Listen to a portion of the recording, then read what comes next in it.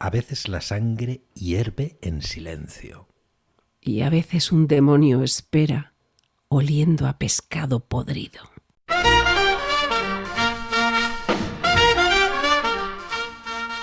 Bienvenidos a Palabras Paganas.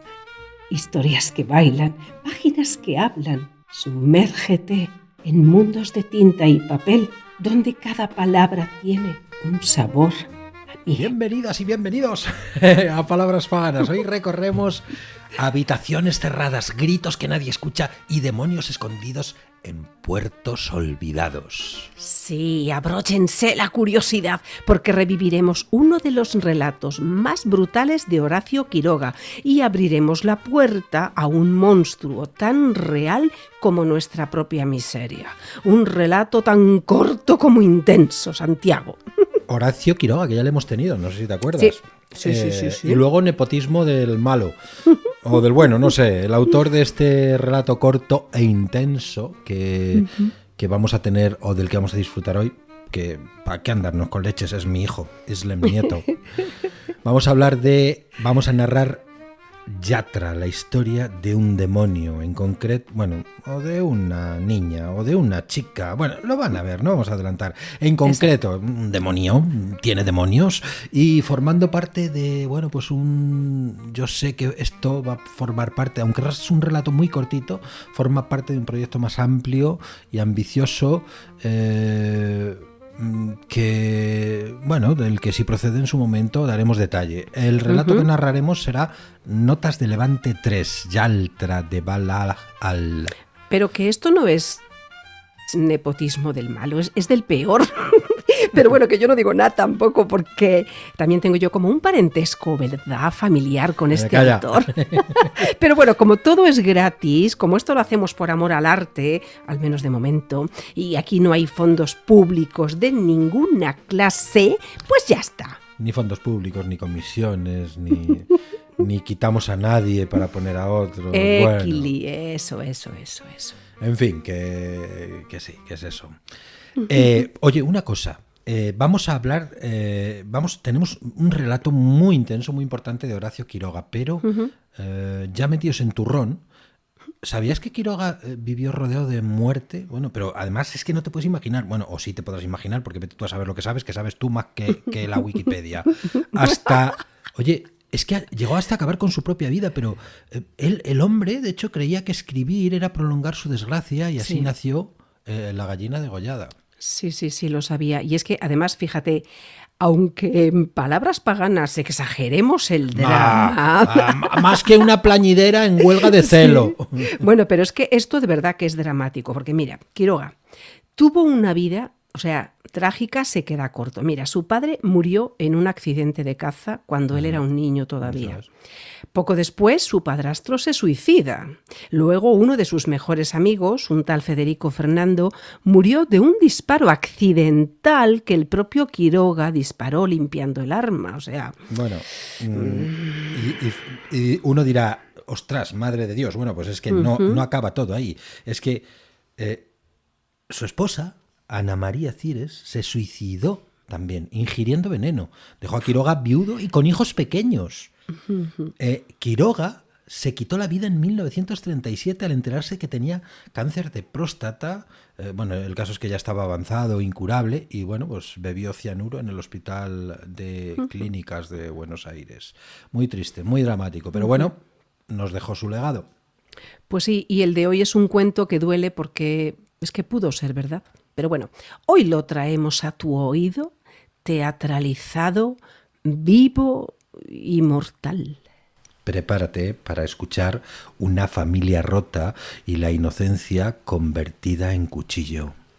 Esto es La gallina degollada, de Horacio Quiroga. Todo el día, sentados en el patio en un banco, estaban los 4 hijos idiotas del matrimonio Machín y Ferraz. Tenían la lengua entre los labios, los ojos estúpidos, y volvían la cabeza con la boca abierta. El patio era de tierra, cerrado al oeste por un cerco de ladrillos. El banco quedaba paralelo a él, a 5 metros, y allí se mantenían inmóviles, fijos los ojos en los ladrillos.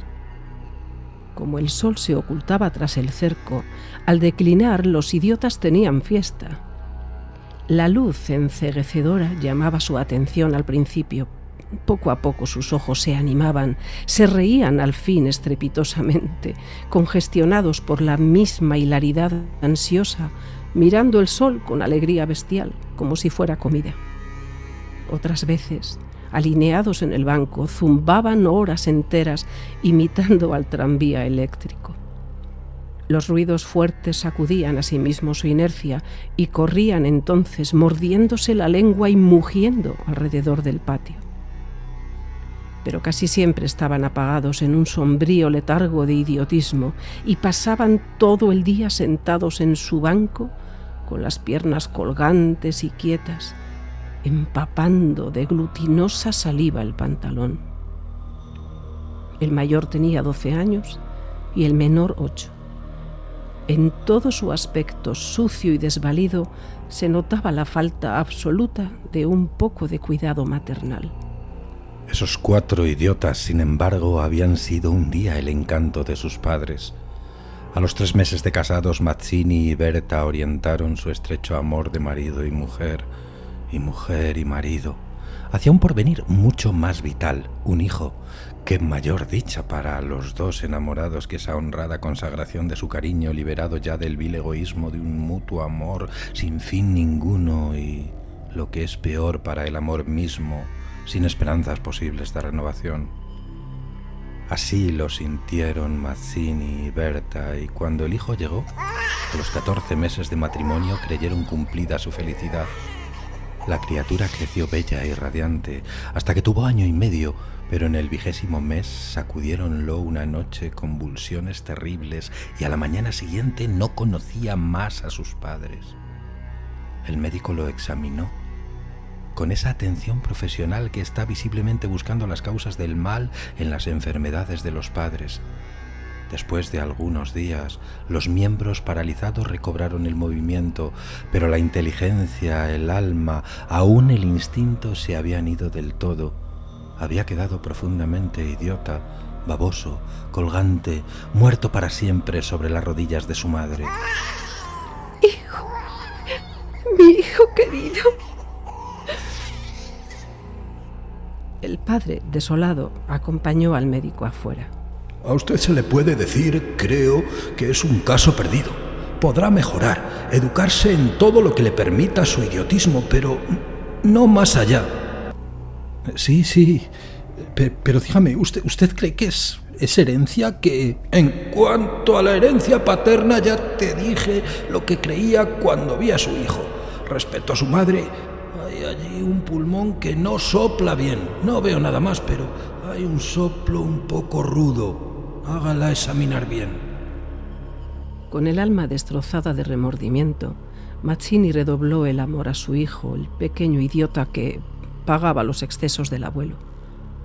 Tuvo asimismo que consolar, sostener sin tregua a Berta, herida en lo más profundo por aquel fracaso de su joven maternidad. Como es natural, el matrimonio puso todo su amor en la esperanza de otro hijo. Nació este, y su salud y limpidez de risa reencendieron el porvenir extinguido. Pero a los 18 meses las convulsiones del primogénito se repetían y al día siguiente amanecía idiota. Esta vez los padres cayeron en honda desesperación. Luego su sangre, su amor, estaban malditos. Su amor, sobre todo. 28 años él, 22 ella, y toda su apasionada ternura no alcanzaba a crear un átomo de vida normal. Ya no pedían más belleza e inteligencia como en el primogénito, pero un hijo como todos. Del nuevo desastre brotaron nuevas llamaradas del dolorido amor, un loco anhelo de redimir de una vez para siempre la santidad de su ternura. Sobrevinieron mellizos, y punto por punto repitióse el proceso de los 2 mayores. Mas, por encima de su inmensa amargura, quedaba a Mazzini y a Berta gran compasión por sus 4 hijos. Hubo que arrancar del limbo de la más honda animalidad, no ya de sus almas, sino el instinto mismo abolido. No sabían deglutir, cambiar de sitio, ni aún sentarse. Aprendieron al fin a caminar, pero chocaban contra todo por no darse cuenta de los obstáculos. Cuando los lavaban, mugían hasta inyectarse de sangre el rostro. Animábanse solo al comer o cuando veían colores brillantes u oían truenos. Se reían entonces echando afuera lengua y ríos de baba, radiantes de frenesí bestial. Tenían, en cambio, cierta facultad imitativa, pero no se pudo obtener nada más. Con los mellizos pareció haber concluido la aterradora descendencia. Pero pasados 3 años, desearon de nuevo ardientemente otro hijo, confiando en que el largo tiempo transcurrido hubiera aplacado a la fatalidad. No satisfacían sus esperanzas, y en ese ardiente anhelo que se exasperaba en razón de su infructuosidad, se agriaron. Hasta ese momento, cada cual había tomado sobre sí la parte que le correspondía en la miseria de sus hijos, pero la desesperanza de redención ante las 4 bestias que habían nacido de ellos echó afuera esa imperiosa necesidad de culpar a los otros, que es patrimonio específico de los corazones inferiores. Iniciáronse con el cambio de pronombre, tus hijos, y como a más del insulto había la insidia, la atmósfera se cargaba. Me parece que podrías tener más limpios a los muchachos. Berta continuó leyendo como si no hubiera oído. Es la primera vez que te veo inquietarte por el estado de tus hijos. Mazzini volvió un poco la cara a ella con una sonrisa forzada. De nuestros hijos, dirás. Bueno, de nuestros hijos. ¿Te gusta así? Esta vez Mazzini se expresó claramente. Creo que no vas a decir que yo tenga la culpa, ¿no? ¡Ah, no! Pero yo tampoco, supongo. No faltaba más. Que no faltaba más, que no faltaba más. Que si alguien tiene la culpa no soy yo, entiéndelo bien. Eso es lo que te quería decir. Su marido la miró un momento, con brutal deseo de insultarla. Vamos a dejarlo. Como quieras, pero si quieres decir... ¡Berta! Como quieras, como quieras. Este fue el primer choque y le sucedieron otros. Pero en las inevitables reconciliaciones sus almas se unían con doble arrebato y locura por otro hijo. Nació así una niña. Vivieron 2 años con la angustia a flor de alma, esperando siempre otro desastre. Nada acaeció. Y los padres pusieron en ella toda su complacencia, que la pequeña llevaba a los más extremos límites del mimo y la mala crianza. Si aún en los últimos tiempos Berta cuidaba siempre de sus hijos, al nacer Bertita olvidóse casi del todo de los otros. Su solo recuerdo la horrorizaba como algo atroz que la hubiera obligado a cometer. A Mazzini, bien que en menor grado, pasábale lo mismo. No por eso la paz había llegado a sus almas. La menor indisposición de su hija echaba ahora fuera con el terror de perderla los rencores de su descendencia podrida. Habían acumulado y él... sobrado tiempo para que el vaso no quedara distendido y al menor contacto el veneno se vertía afuera. Desde el primer disgusto emponzoñado habíanse perdido el respeto y si algo hay que el hombre se siente arrastrado con cruel fruición es cuando ya se comenzó a humillar del todo a una persona. Antes se contenían por la mutua falta de éxito, ahora que éste había llegado cada cual atribuyéndolo a sí mismo sentía mayor la infamia de los 4 engendros que el otro habíale forzado a crear. Con estos sentimientos no hubo ya para los 4 hijos mayores afecto posible. La sirvienta los vestía, les daba de comer, los acostaba con visible brutalidad. No los lavaban casi nunca. Pasaban todo el día sentados frente al cerco, abandonados de toda remota caricia. De este modo Bertita cumplió 4 años y esa noche, resultado de las golosinas que era a los padres absolutamente imposible negarle, la criatura tuvo algún escalofrío y fiebre, y el temor a verla morir o quedar idiota tornó a reabrir la eterna llaga. Hacía 3 horas que no hablaban, y el motivo fue como casi siempre los fuertes pasos de Mazzini. ¡Por Dios! ¿Puedes caminar más despacio? ¿Cuántas veces? Bueno, es que me olvido, se acabó, no lo hago a propósito. No me lo creo. Ni yo, te hubiera querido tanto a ti, tisiquilla. ¿Qué dijiste? Nada. Sí, te oí algo, mira. No sé lo que dijiste, pero te juro que prefiero cualquier cosa a tener un padre como el que has tenido tú. Mazzini se puso pálido. Al fin, eres una víbora, has dicho lo que querías. Sí, víbora, sí, pero yo he tenido padres sanos, ¿oyes? ¡Sanos! Mi padre no ha muerto de delirio. Yo hubiera tenido hijos como los de todo el mundo. Esos son hijos tuyos, los 4 tuyos. Mazzini explotó a su vez. Víbora tísica, eso es lo que te dije, lo que te quiero decir. Pregúntale al médico. Pregúntale quién tiene la mayor culpa de la meningitis de tus hijos, mi padre o tu pulmón picado, víbora. Continuaron cada vez con mayor violencia, hasta que un gemido de Bertita selló instantáneamente sus bocas. A la 1 de la mañana la ligera indigestión había desaparecido, y como pasa fatalmente con todos los matrimonios jóvenes que se han amado intensamente una vez siquiera, la reconciliación llegó, tanto más efusiva cuanto hirientes fueran los agravios.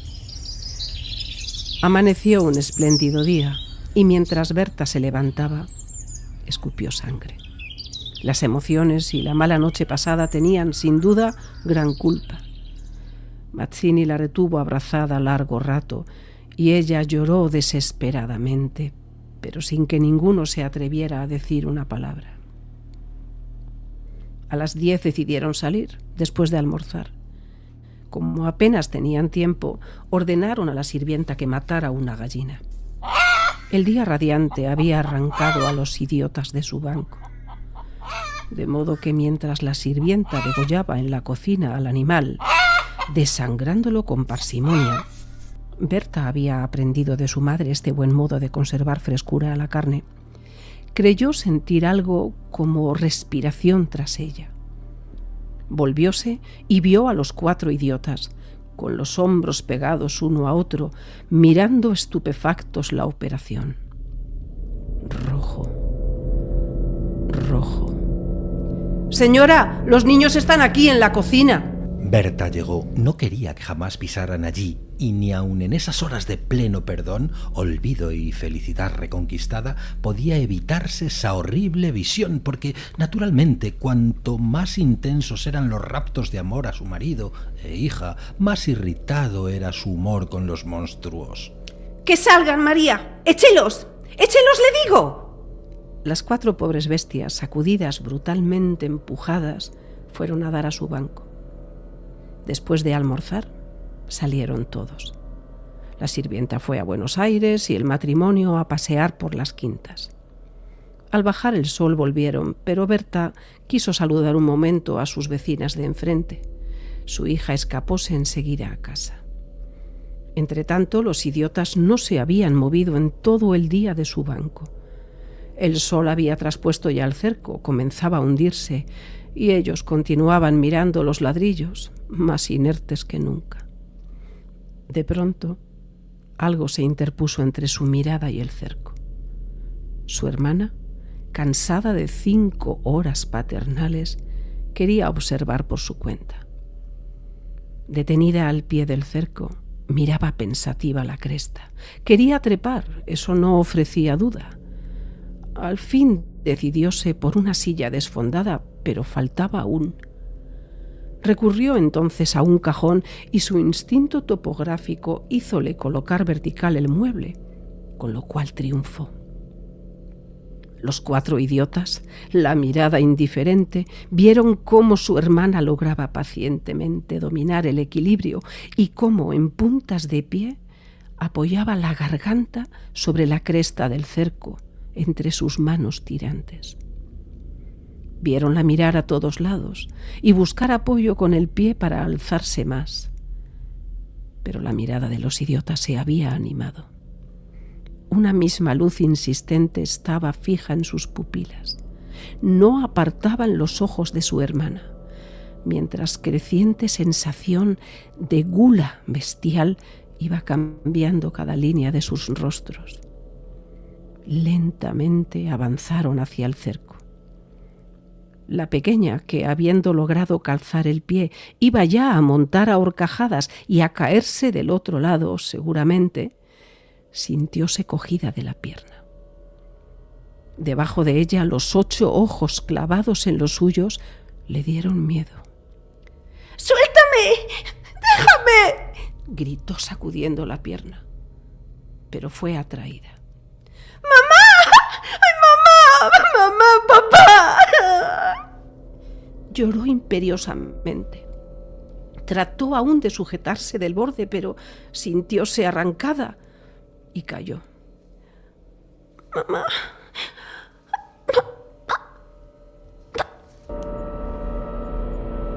No pudo gritar más.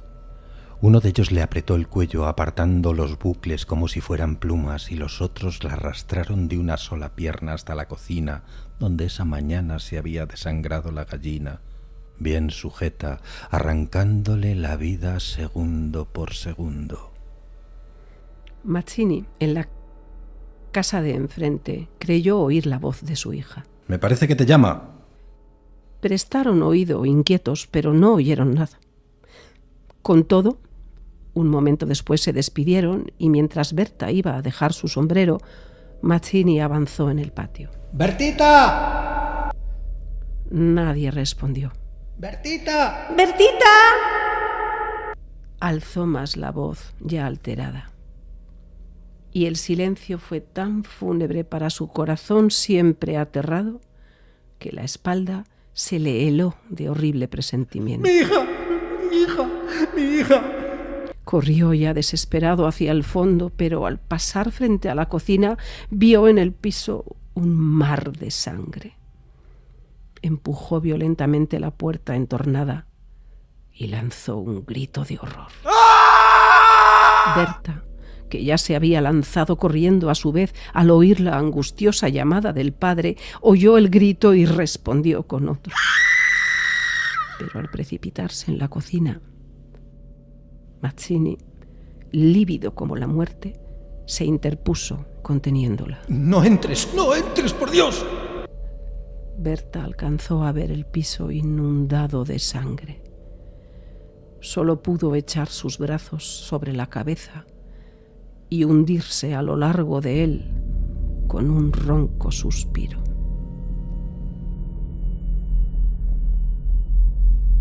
Bueno, y después de la sangre llega el hedor. No sé si volveré a comer pollo. Bueno, mientras no comas niños. Es decir, un puerto lejano, una ladrona flaca como un susurro. Se te ha escapado, aunque parezca que no lo has dicho, lo has dicho. Sí, pero no, tú calla. Que digo que es un puerto lejano, es una ladrona flaca como un susurro y un demonio que nadie debería mirar 2 veces. Yaltra de Valahal, del que es autor, lo hemos dicho, Islen Román Nieto, abre otra grieta esta noche en la que se tejen mundos podridos y criaturas memorables. Bueno, quédate con su nombre. Eso. Y Santiago, tú les darás voz a Yaltra y su demonio. Así que ya saben, auriculares y presten oído. O no duerman. O no duerman. Notas de Levante 3. Yaltra de Valahal. Si le hubieran preguntado a Yaltra, habría dicho que los demonios no huelen. O a azufre igual. A pólvora. A mierda diabólica. Resultaba que el suyo olía a pescado. Y tenía más sentido del que podría parecer en un primer momento, si se lo había encontrado en un puerto, uno lejano, Shar, por cierto. Ni siquiera figura en los mapas, pero antaño fue importante. O no, ¿qué más da? El caso es que había un demonio en un almacén abandonado en uno de los puertos en una de sus ciudades, y Yaltra entró a robar porque no conocía otra vida y tampoco le apetecía dejarla. Cuando te acostumbras a algo ya puede ser malo para abandonarlo. Y la vida de ladrona no era especialmente mala, ni siquiera la que tenía sus miras puestas en mendigos, otros ladrones y honestísimos trabajadores. Robar a un estibador le remordió la conciencia la primera vez que lo hizo, cuando vio que si no lo robaba, se lo gastaba en alcohol, nirsa y chiquillas demasiado jóvenes. Bueno, digamos que estaba mejor en los bolsillos de Yaltra. Entró por un agujero en los maderos del almacén. No esperaba encontrar mucho, si acaso algo de cobre que pudiera haberse dejado, algún metal que revender, o cualquier cosa que reluciera, o comida. Se moría de hambre. La hipérbole no parecía tan hiperbólica llegados a ese punto. Lo bueno es que Yaltra siempre había sido flaca como una musaraña, así que embutir su cuerpecillo en un agujero demasiado pequeño hasta para un niño era la tesitura habitual. Buscó por aquella sala y no encontró mucha cosa. Muchísima madera putrefacta, un hedor a sal y pescado podrido, bichos y finos haces de luz que se colaban entre los maderos. Había papillas tiradas por el suelo cuyo origen no quiso ni pensar, y en una de esas se lo encontró un diablo, un demonio, una bicha, como había escuchado alguna vez. Le hacía gracia lo de bicha, pero demonio era más solemne. Esa criatura, en realidad, no era solemne desde ningún ángulo, pero le concedió el nombre. Era esquelético, como ella. Estaba sentado con las piernas entrecruzadas y tenía una cabeza exagerada en comparación con el resto del cuerpo. Daba una sensación arácnida a la par que humanoide. Era muy pequeño, como una estatuilla. Joder, qué asco. Masculló nada más verlo. Un haz de luz le cruzaba la frente como si fuera a contarle el secreto de la inmortalidad. Antialpe, Crameteus. Para colmo de males, hablaba en a saber qué mierda de idioma. ¿Qué demonios haces aquí? Debería estar muerto o algo. ¡Qué mal aspecto! El demonio parpadeó unilateralmente. Primero un ojo, luego el otro. Yaltra no sabía lo que era. Pensó en comérselo. Desde luego tenía el cabezón digno de ser cocinado, pero a saber qué enfermedad tenía, con aquella carne bulbosa y agujereada en algunos lugares como un queso o como una cereza tocada. Le entró un escalofrío y se le crispó el culo solo de pensarlo. ¿Baltros? Quizá Baltros era buen nombre, pero ¿estaba pensando en llevárselo? Pensó en la baba que dejaría en su morral. Entraba de sobra, pero ¡ay, por los dioses bajos, altos, medianos y agraciados! ¡Esas papillas eran suyas! Yaltra contuvo una arcada. Su estómago se retorció, vacío como estaba, y no pudo contener la segunda. Apenas vomitó algo de bilis. Aquella criatura era materia prima de pesadillas, una criatura sacada de lo imposible, de la fantasía más retorcida, del mago más macabro o del dios más aborrecible. Yaltra se santiguó. Iba a necesitar toda la ayuda posible para lo que estaba por hacer, porque había llegado a una conclusión. Quizás loca en un primer momento, pero seguro que verdadera, como que el dios sol da calor y que el cielo es azul y que todas las verdades universales que pudieran ocurrírsele. Podía cobrar por verle. Un par de marquillos por ver a Baltros. Un par de marquillos por ver a Baltros. Un par de marquillos por ver a Baltros. Y por generarle una arcada quizás al que pagara. Vaya chollo. Pero a situaciones desesperadas no iba a hacerle el feo a una fuente de dinero inagotable. Quizás era fea, sí, pero inagotable al fin y al cabo.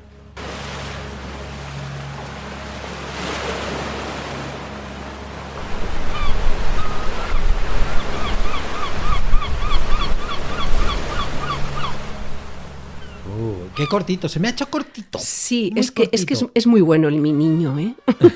Calla. Calla tú. Que luego se entera todo el mundo de todo. Eso. Bueno, pues a ver si nos enteramos de cómo va a evolucionar este proyecto y estos relatos, porque es un placer, y no es porque sea sangre de mi sangre, pero sí que es un placer.